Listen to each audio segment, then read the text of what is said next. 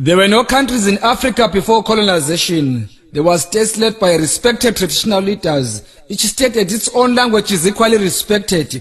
We were Christians but worshipping God in our own African way. We were not educated but we lived a natural quality life of our choice. Polygamy was our characteristics and identity as we biblically wanted to multiply. We had glorified and dignified traditional weddings that were merely divorced. Our skin color wasn't black but chocolate brown. We didn't use money but lived healthy and fairly on barter trade. We didn't have hospitals but we had our own traditional doctors. There was love, peace and harmony amongst us. There was no hunger, poverty, corruption, fraud, murder and hate. A neighbor was treated like a family, not a foreigner or an alien. Africa was partitioned by non-Africans in the absence of African leaders. We got colonized and our resources were looted to develop non-African countries.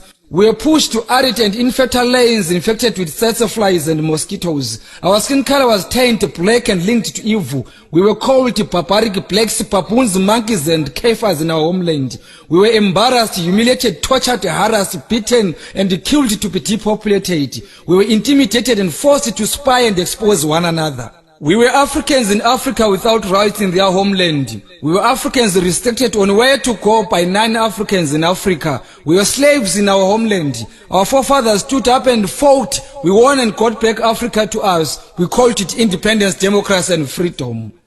African independence didn't come alone. HIV mounted on us. Poverty heavily came on us. Unemployment fell on us. Chaos blossomed to us. Cancer carried away our lives. Sanctions were added to us. Now it's hunger, drought, earthquakes and cyclones. Where did we go wrong in Africa as Africans? African countries are all independent from their former colonial masters. Where are the fruits of independence, if I may ask? We now worship God in a non-African way. We are no longer polygamists, we are lesbians and gays. Sodom and Gomorrah was brought to us in Africa by non-Africans. African identity has been suppressed and diluted, polluted and converted. We Africans support non-African football clubs more than our own African teams. English, Portuguese, Spanish and French are our official languages at the expense of our own Bantu languages. We collectively fought together as Africans during our liberation struggle. We were not using visas, passports, emergency traveling documents, permits and asylems. What happened to our unity and togetherness? An African needs a passport and sometimes a visa to visit an African country. An African is annually given 90 days of staying in an African country. An African needs a certain amount of money to be granted permission to visit an African country. An African needs a study permit to start in Africa. An African needs a residential permit or an asylum to stay in Africa. An African needs a work permit to work in Africa. African speaks non-African languages more than their own African languages. Africans are called refugees in Africa while non-Africans are called tourists. Africans are called poachers in Africa while non-Africans are called professional hunters. Products manufactured from African products are unaffordable to Africans. Is this what we call independence in Africa? Why are Africans beggars while we have flora and fauna? Why do Africans need non-Africans to solve their own African problems? How many Africans have solved non-African problems? How many African leaders have sensitive posts like security in United Nations, and why? Is SADC and OAU helpful to Africans or is a toothless bulldog? Why do Africans hate one another? Why are Africans helps rejected to cure Africans while non-Africans tablets cure Africans? Why are late African men called demons while their surnames are still in use? Our own traditional healers are now evil. Our own traditional leaders are politicians as puppets. Our traditional herbs are no longer important but useless. Who own businesses in Africa? Who owns land in Africa? Who are investors in Africa? Who is controlling African economy? Why are Africans still living in squatter camps in Africa? Why are Africans migrating to 9 African countries? Why are some African countries sanctioned? Who killed Gaddafi and why was he brutally killed?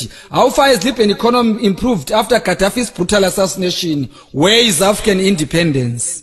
Cry, my beloved Africa, until all Africans feel at home in Africa. Cry, my beloved Africa, until Africans completely gain total control of their natural resources. Cry, my beloved Africa, until child and human trafficking is over. Cry, my beloved Africa, until human abuse is ironed out. Cry, my beloved Africa, until Bantu languages are internationally recognized. Cry, my beloved Africa, until freedom of speech and freedom after speech prevails. Cry, my beloved Africa, until all African heroes and heroines are honored when still alive. Cry, my beloved Africa, until human rights are respected, not violated. Cry, my beloved Africa, until better life for all are arrived to all Africans. Cry, my beloved Africa, until all Africans have decent shelter. Cry, my beloved Africa, until education and health is for free.